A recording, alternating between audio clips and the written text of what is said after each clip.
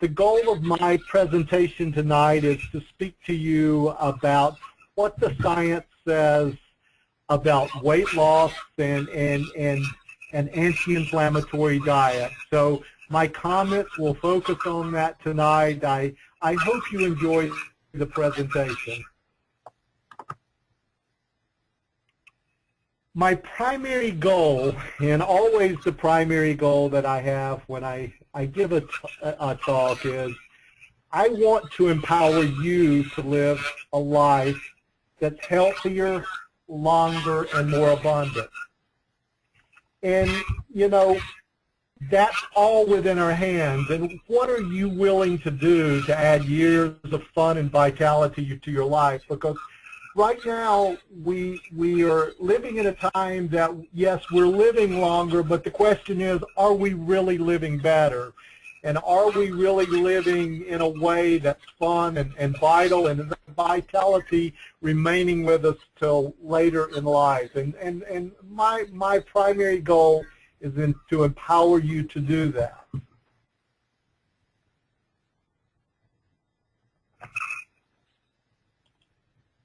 I'm sorry, I think I must have. So tonight I want to focus a great deal on inflammation, but I also want to focus on weight loss. Now, if we think about weight loss, and I wrote an article for the U.S. Airways magazine not so long ago, Help, I Can't Stop Eating. It's really an incredible problem in this country, but it's also an incredible problem for even people like me. I personally right now, over the winter, have gained 8 to 10 pounds, and I'm not pleased with myself. So even the doctor in the house, he falls by the wayside, but come January, it's time to get rid of that weight, and it's time to do it in the most effective manner possible, in the most scientifically proven manner possible. So how can we help you to lose weight?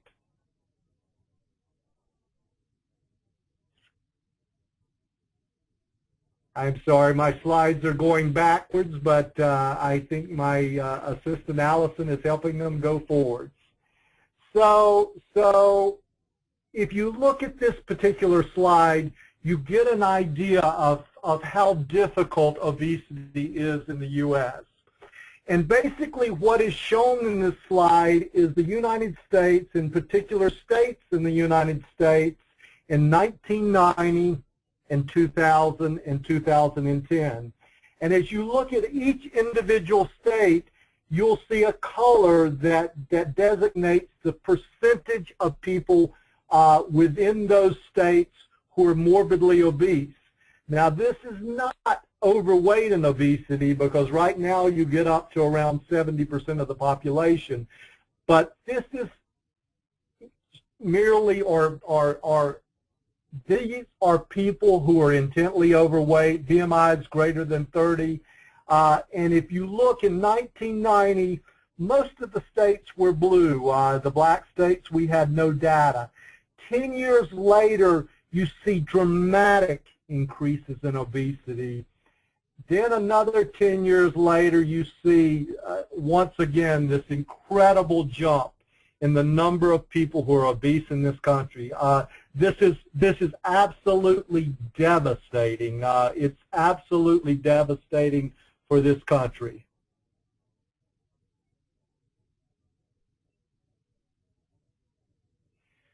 So the real issue is, and the real issue has been all along, can we do anything about this? And I think this was really put forward in a recent New York Times Sunday magazine editorial.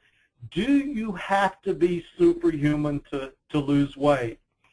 And with so many things working against us in the modern Western diet, with our own physiology working against us to dramatically try to keep our weight on, do you have to be superhuman to lose weight?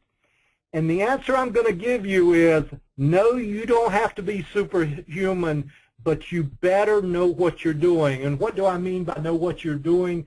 You better be able to do what the science tells you will work, or otherwise failure is a high likelihood.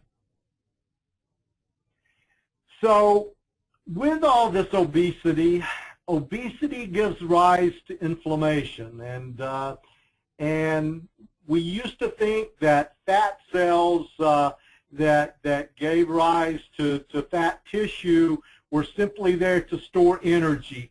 We now realize that those fat cells themselves are powerful inflammation organs themselves, and they put out inflammation signals that dramatically increase whole body inflammation.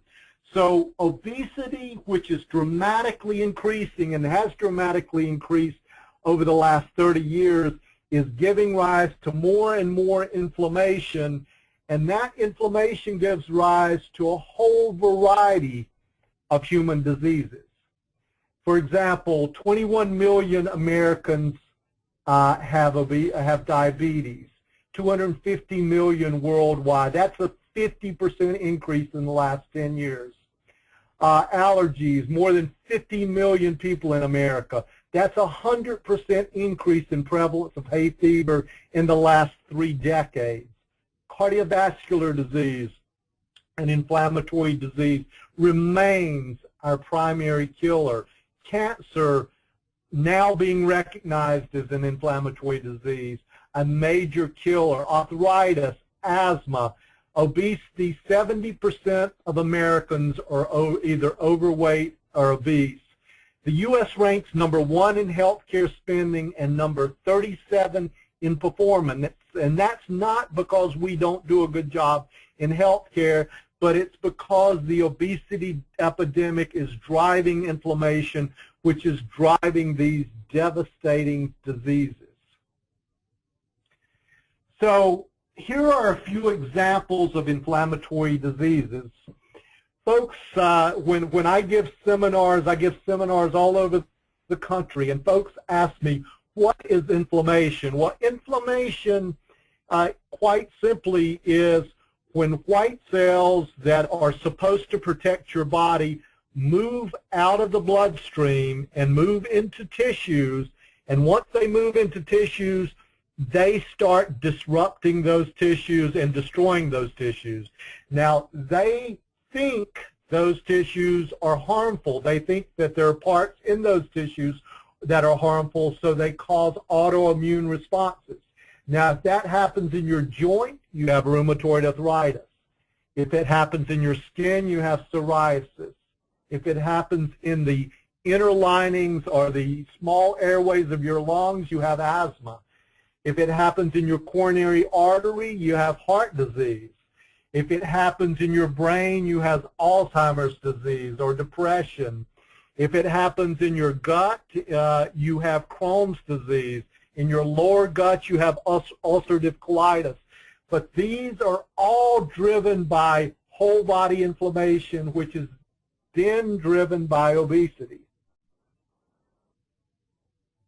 So how do we address obesity? How do we address gaining weight? How do we address this gain of weight that we've seen for the past 30 years? What are we to do about it? And does science give us any insights into how to lose weight and how to keep from becoming overweight or obese? And I say, besides, one of the things I'm looking to is, I love the beach. Spring is coming. I've gained 8 to 10 pounds. I'm not a happy camper. So in addition to my health, I would like to feel better about myself, and I'd like to begin to knock off those 8 to 10 pounds.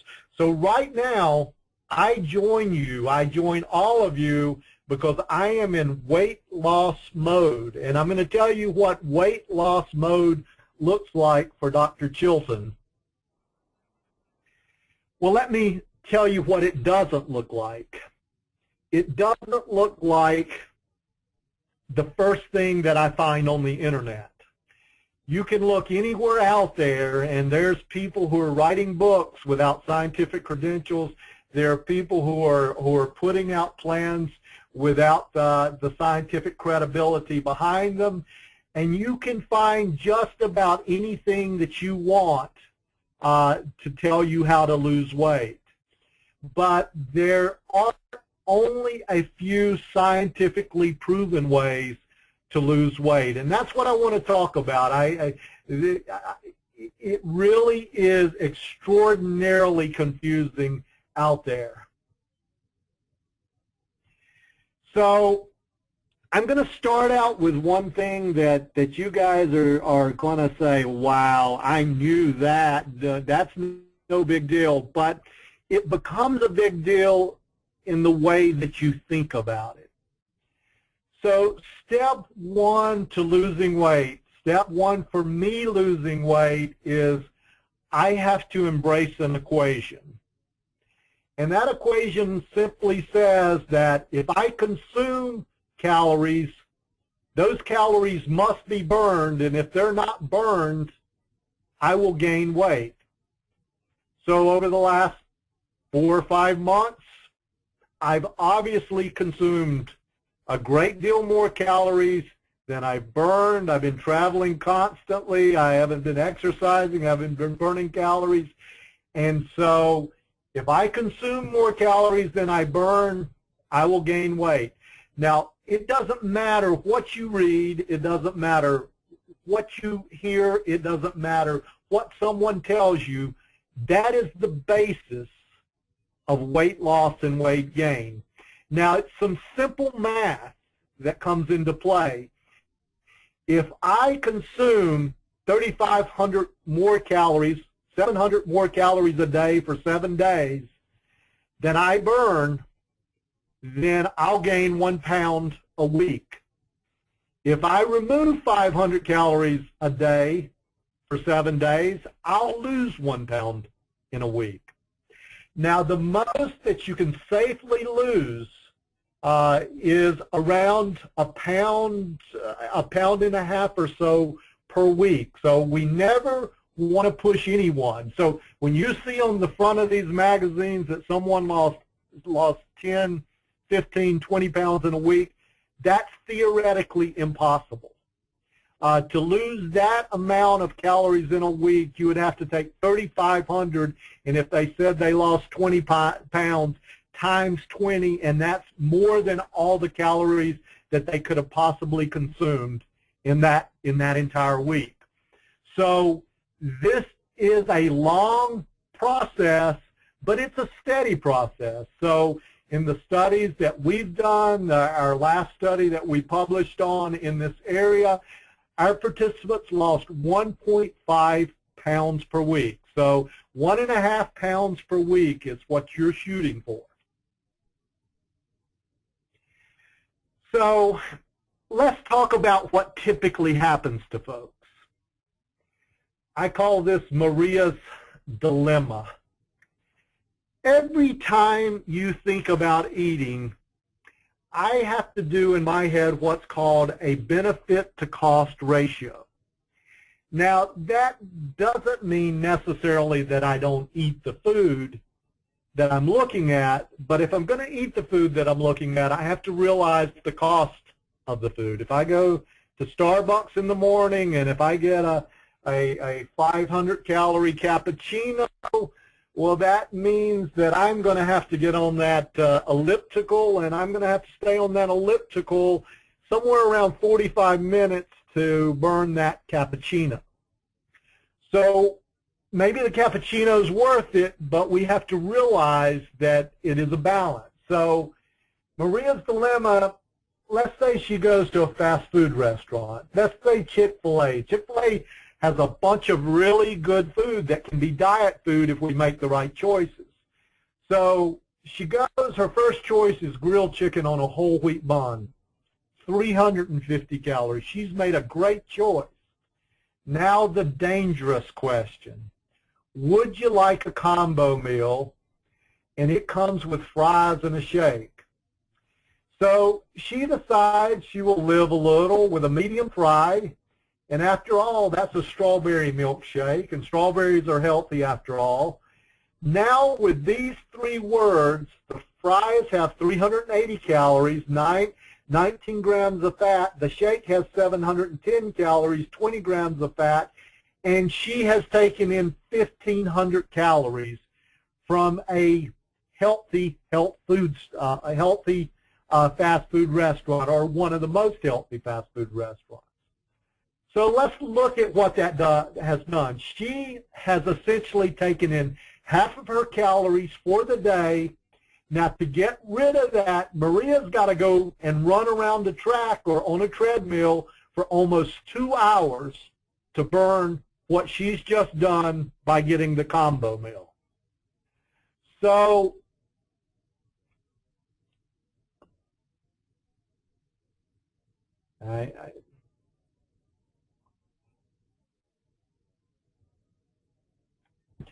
So it's always important, in fact, it's absolutely critical to understand what I call fat math. And this is shown, this was a New England Journal of Medicine paper in the late 1990s, but it shows us a couple of really important points. Number one is, if you look at the bottom of this figure, you can see if you take in 12 extra calories a day, every day for a year, you'll gain a pound in that year. Now, I don't know anything that has as little as 12 calories other than a diet soda or something. Now, if you have 25 calories extra a day, which is equivalent to really a good-sized, healthy potato chip, if you have an extra 25 calories per day, you'll gain 2.5 pounds per year. If you take in an extra 100 calories a day, a small order of fries, you'll gain an extra 10 pounds per year. Now that's really, really stinky news. But the good news is you can reverse that. In contrast, if you take 12 calories a day out of your diet, you'll lose a pound in a year. If you take 25 calories out of your diet, you'll lose 2.5 pounds in a year. And if you take 100 calories a day out of your diet for a year, you'll lose 10 pounds just by doing that. Now, obviously, I said I'd gain 8 to 10 pounds in the last 6 months or so. So obviously, I've been putting 70 to 80 extra calories a day into my diet for the last 6 months or so. I'm paying the price for that.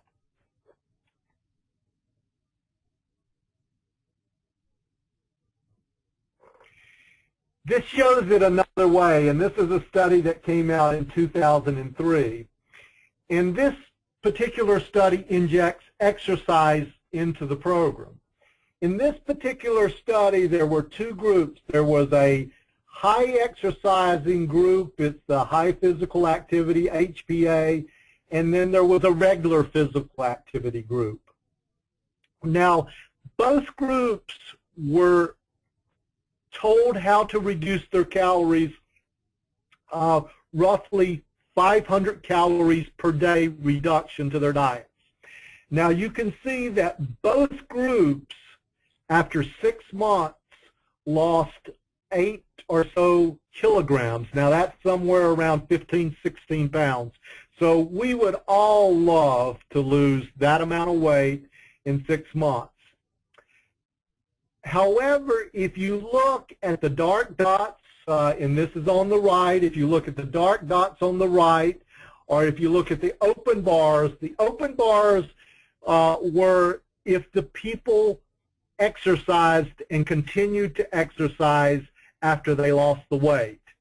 And as you can see, exercise dramatically maintained their weight loss. And there was a dramatic difference. If they continued to exercise around an hour a day, 3 to 5 days a week, they would maintain their weight loss. If they continued about their older diet and did not exercise, you see this rebound that is really, really not so good, and you can see the weight loss coming back.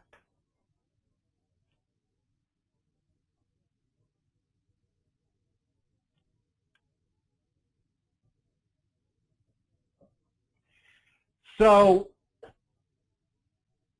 step one to losing weight is being absolutely knowledgeable about that energy equation. And with each food and with each time you sit down to eat, having those equations in your mind. It's okay to eat, but realize the cost of what you're eating. So realize what the cost to benefit ratio. When we look at drugs in pharmaceuticals, or whether we're going to give a drug to somebody or develop a drug, we think about what is the cost of that drug versus what is the benefit. Well, when you look at foods, you have to take that into consideration. And as you go about your day, understand the cost of the food that you eat in terms of the calories that will have to be burned off to stay neutral or to lose weight. Now, number two, and I'm going to come to really the secret weapon of losing weight. We did a study. We did a study in a church. We carried out the study, and as I said, the folks lost about 1.5 pounds per week. And what everyone in that study learned incredibly rapidly was if they took fiber into their diet, and the right amount of fiber and the right type of fiber, they would not get hungry. And if they combined that with water, they wouldn't get hungry. So they could lose weight and effectively lose weight. So strategy number two to lose weight is to increase fiber. It dramatically increases satiety, a full feeling. It signals satiety genes in your brain that tells you you're full. And it is the secret weapon to losing weight. So how does fiber do what it does? Well, fiber, nearly 100% of dietary fiber gets into your colon. So you're not losing the fiber going along, and in fact, the fiber itself has no calories. Now, fiber-containing foods can have calories, but the fiber itself has no calories. It sits in your gut, and it tells your gut that your gut is full of food. It signals your gut that your gut is full of food. And this is just a study, a very, very nice study. And in this particular study, individuals in both the control group and the fiber group were placed on a diet, and they were both given the same instructions for the diet. Only in one group, fiber was included in the diet. Fiber was included, and the other fiber was not included. Otherwise, given the same instructions. And what you can see is that within 12 weeks, those folks who were taking fiber had a dramatic increase in their ability to lose weight, or a dramatic decrease in their weight. So fiber in this particular case really doubled their weight loss just having fiber on board. As I said before, fiber together with water, and there are now studies showing you start out each morning with 16 ounces of water, you start out with a fiber cereal, and you have dramatically improved your chances of losing weight. Now, fiber does a number of other really, really good things, and there are a number of huge studies that show that fiber dramatically improves heart health. For example, there's a 55% reduction in your chance of having a heart event for individuals who are on the highest amounts of fiber in the health professionals follow-up study. In the nurses' health study, a 66% reduction in women having a heart event for those individuals taking the highest amount of fiber. So again, fiber dramatically improves heart health.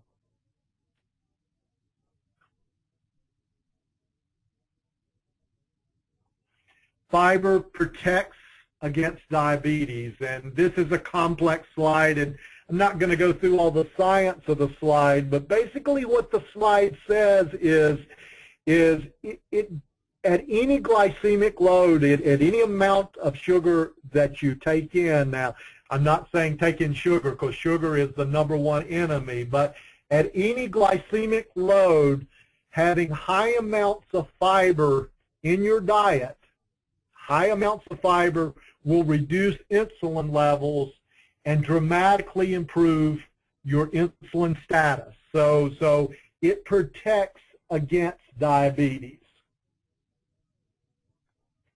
Well, I'm sure many of you out there are asking, okay, I believe you. The data speaks for itself on fiber. How much fiber should I take?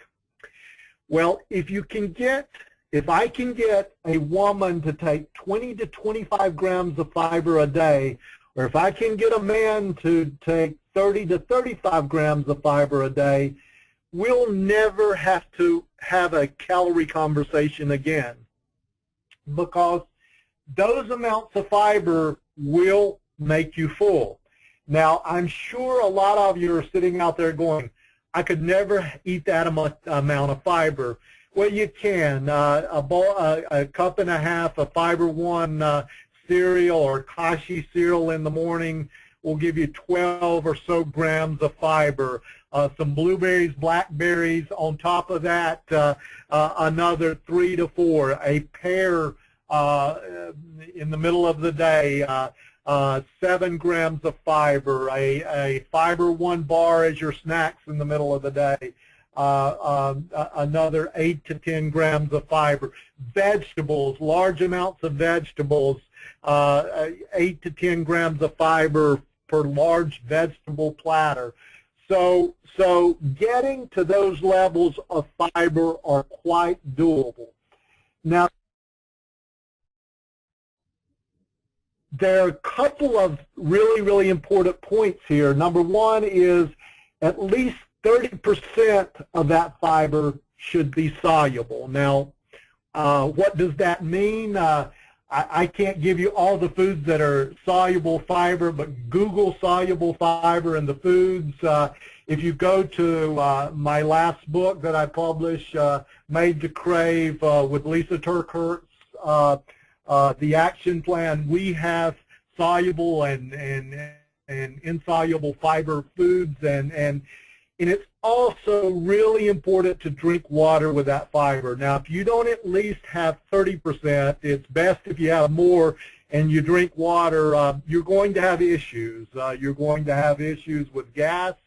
You're going to have issues with stomach pain. So it's vitally important to take in enough soluble fiber. The food industry's done a fantastic job with insoluble fiber, but it's really important to have fiber. With those two very, very important tools, you can be successful in losing weight. And as I said right now, I'm in the midst of this battle with you. And what I do is markedly increase my fiber content.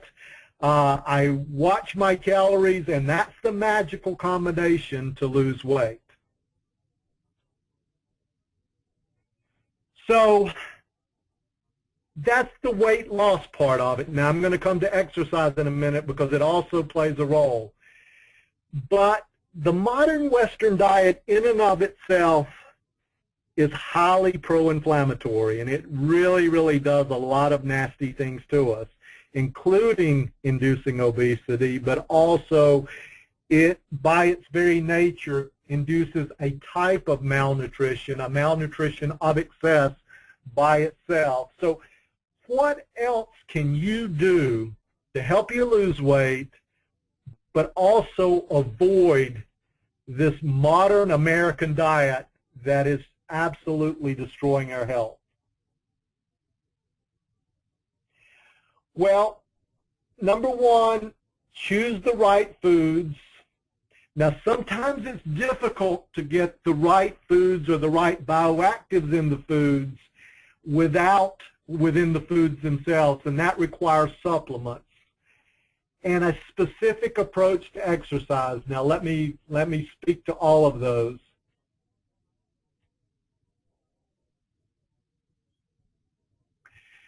So let's start with exercise.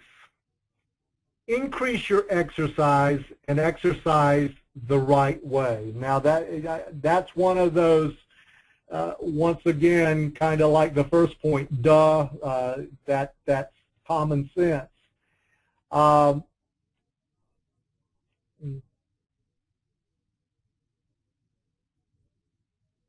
sorry, I'm having a second to get my my slide to change.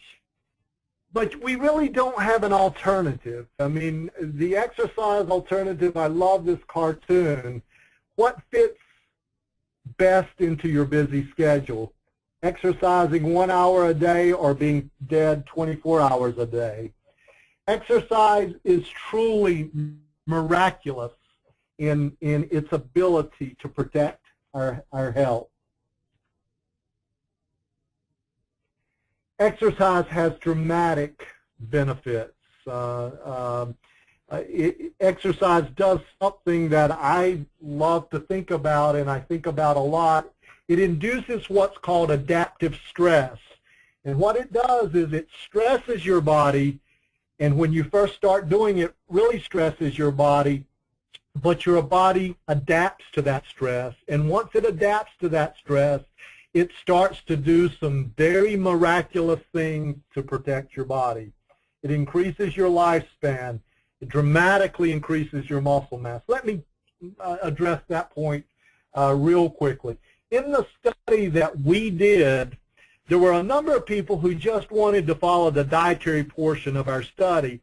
They lost the same amount of weight as the folks who who exercised. So those who did not exercise lost almost the same amount who exercised. But those who exercised had dramatic increase in their muscle mass, and they lost 4 to 5 inches around the waist that the others did not. So if you want to be shapely and at the same time lose weight, it requires exercise. Exercise itself is not a great way to lose weight, but the exercise together with eating right will dramatically increase muscle mass and increase your shape. And really, no one cares what you weigh. When you're really caring about what you look like, what folks care about is what you look like, not what you weigh. It prevents chronic disease, it lowers blood pressure, it stabilizes glucose, dramatically reduces inflammation risk factors, increases bone density, reduces depression, anxiety, cognition, and increases overall quality of life.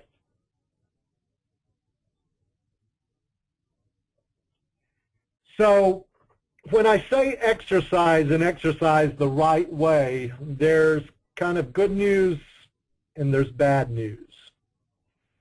The good news is you don't have to exercise as long as you might think. A lot of folks go out and exercise an hour to 2 hours a day. You can really do what's necessary to induce an adaptive stress response in 30 minutes or so, but you do have to exercise harder. Now, I want to be clear here, because if there's an individual out there, I want everyone to go and make sure it's okay that they exercise from their doctor. So we don't ever want to exercise hard and in a way that wouldn't be advisable without our doctor saying we can. But if our doctor says we can, then what the studies show is we can exercise shorter amounts of time, but we need to have our heart rate up somewhere between 60 and 90% of our maximal heart rate. Now, as you get older, that's much easier to do. Walking around the track hard will do that. If you're younger, that can be more difficult. Clearly, if you're younger or you're somewhere in middle age and you're on the elliptical reading a book, you're not there. So you can't be reading a book on an elliptical. You can't be just simply lifting weights and then waiting 5 to 10 minutes before you lift another set. So understanding your heart rate is crucial. Your maximal heart rate, an estimate of it, and certainly this is our best way to estimate, or the American Heart Association says it is 220 minus your age. Now, that's not exact, because to get it exact, we would have to put you in a chamber and calculate what your metabolic rate is. But it's a good a measure. So 220 minus your age. So let's play that I'm 50 years old. 220 minus 50 would get me to 170. Now 170 beats per minute would be my maximal heart rate, and I would want to exercise somewhere in that 65 to 85% of that. So 170 times 0.65 or 170 times 0.85. Most sophisticated machines in your Y will calculate that for you. This was a really interesting study that was carried out, and it was carried out, and I really, quite honestly, don't understand how the people who did this study recruited this many sets of twins, but these were identical twins, and one of the twin pair was much more active than the other twin pair. And basically what this study showed was in individuals who have very, very similar genetics, an individual who exercises more, and in this particular study they were measuring telomere length, which is an independent measure of aging, and they estimated from this study that the more active twin, as far as exercise concerned, was 8 to 10 years younger than his less active counterpart. So, you know, we have to ask ourselves, what does 8 to 10 years mean to us? The fourth step and the last step, take advantage of what we call superfoods. Superfoods are foods that contain chemicals in them. They're not chemicals. They're natural products in them that act like drugs to protect us. You've heard of polyphenols in berries and nuts. You've heard of omega-3 fatty acids in certain types of fish.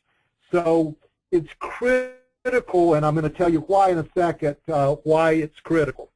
First of all, let's focus on polyphenols. Polyphenols are found in the skins of grapes, red grapes. Red wine gives rise to wines with polyphenols, red juices, but the skins of grapes, and in particular red grapes, contain high amounts of helpful polyphenols such as transresveratrol and the anthocyanins. Now I love this commercial. The scientists are looking at each other. The red wine makes them live longer, but they get to be a real pain. And you see the two mice talking about the wine. It has a timid nose with the usual notes of oak and vanilla. And the other mice is looking at him, I can't believe you're drinking a Merlot.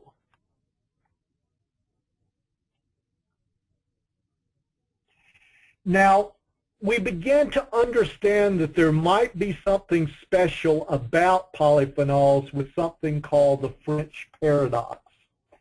And basically what the French paradox was indicating or measuring the amount of saturated fats different populations took in. And if you'll see on the bottom, you see the amount of saturated fats different populations took in. And each circle represents a country. But if you look at France and you look at the red dot down with France, what you see is the number of deaths per coronary disease or heart disease incident is dramatically lower in France despite eating high amounts of fat. So many scientists over many years began to really narrow that down to the polyphenols, especially in the red wines that the French were drinking.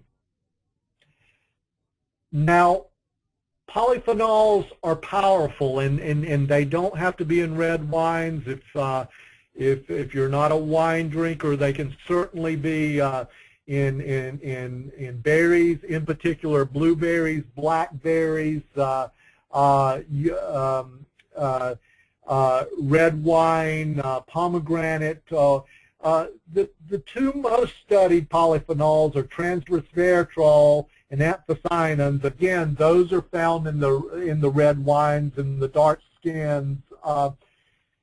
There's also another effect, and I won't talk about it a great deal, but it's called the Asian paradox. And in that particular paradox, individuals who, the Asian population has a high percentage of smokers, and they see much lower rates of lung cancer than in Western populations, and that's been attributed to the catechins in green tea. Now, these aren't the catechins that you get from your grocery store green tea. These are others. So, again, very powerful. Omega-3 fatty acids. I've spent my life studying omega-3 fatty acids. I spent 30 years.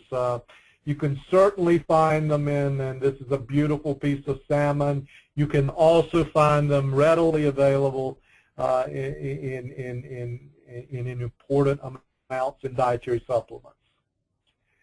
Now, what are the benefits of omega-3s? Well, certainly the best are cardiovascular disease, coronary heart disease, stroke, certainly early but promising, and you see a whole list of diseases there.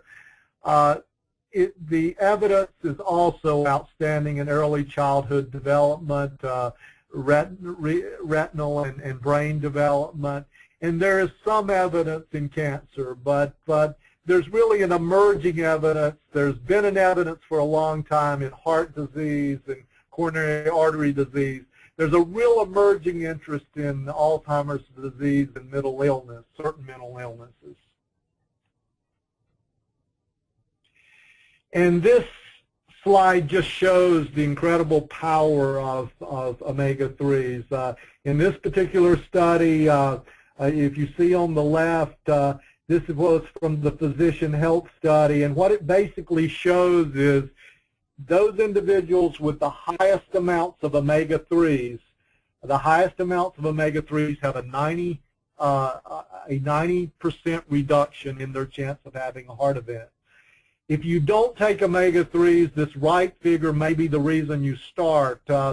Basically, this was a study that was in JAMA, which is our finest journal, the Journal of the American Medical Association, and basically what it showed was those individuals that took the highest amounts or had the highest levels of circulating omega-3s had a 65% reduction in their biological aging as measured by telomere shortening.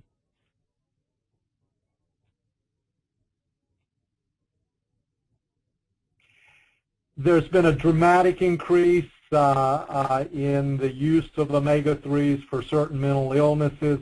This slide just simply shows you that the United States leads all developed and undeveloped countries in the number and the percentage of individuals who have mental disorders. Out of 14 countries, the United States has by much, the highest rate of mental illness, 26.4%. And this is a study, a very important study that came out a couple of years ago. These were individuals who had an incredibly high risk of transitioning to a psychotic disorder. And in this particular study, they were placed on fish oils or placebo for 18 months. And if you see the dotted line at the top, you can see that the fish oils in this particular study protected those individuals from transitioning into a psychotic disorder. You can know your omega-3 levels in your blood. GeneSmart has a test to do that. You can stick your finger. It can be put on a filter paper and can be analyzed to tell you where you sit. Are you at a lower amount, an undesirable amount? Are you somewhere in an intermediate amount? Are you in those higher levels that have been shown to be protective against heart disease and aging? Finally, not all fish are created equal. I published a paper that was featured in the New York Times a few years ago about especially tilapia. I love this cartoon. It depends on where you're getting your fish from as to their effectiveness. And basically what we showed in this study was that tilapia, whether it be all tilapia or Central America tilapia, Asian tilapia, had a very high level of the pro-inflammatory fatty acids relative to the anti-inflammatory fatty acids. And that was as opposed to wild and farm salmon, which their amount, they had very beneficial both amounts of omega-3 to omega-6 fatty acids. So many of the farm fish, or some of the farm fish like tilapia and catfish, have high levels of omega-6 pro-inflammatory fatty acids and may in fact be driving some diseases. And here is a survival guide. You'll find it on the GeneSmart website. You'll find it in my latest book. But it's simply a listing of fish, and those fish that contain the highest amounts of omega-3s, those that contain intermediate amounts, 150 to 500 milligrams per serving, and those that contain less. You can also, importantly, get these from dietary supplements. Dietary supplements, especially doubly encapsulated supplements, are now being produced to where they have enough omega-3s that an individual can take 2 capsules a day and get up to around 1,000 milligrams of EPA plus DHA, which are the 2 active components, which really are optimal amounts of omega-3 to protect against health. So, you know, we always say that food is preferred when possible, but there are instances where it's difficult to get the right amounts of bioactive. Not many of us eat salmon every day. Not many of us get a fatty acid that we've shown to be beneficial in our studies called gamma-linolenic acid in borage oil. It's quite often difficult to get enough polyphenols, even if we're big drinkers of red wine. So it's best to get your active ingredients, your bioactives from your foods, but in some cases dietary supplements can be a help. So that's the end of my talk. I want to return to the primary goal. I want to empower you to live longer, healthy, and more vital and fun lives. I'd love to help you lose weight, and I hope tonight's webinar has done that. To lose weight, you really do have to embrace the equation. You have to increase dietary fiber. To take advantage of all of this, you really do have to exercise and do it the right way. And you really have to take advantage of superfood.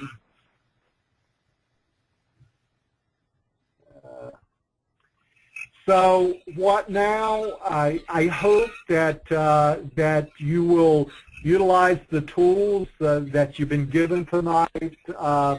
What I tried to do is give you a state-of-the-art of the science of losing weight and what are the important nutrients that can protect you against inflammation. That has been my role in tonight's talk, is to talk about the science, and I hope you've enjoyed the science.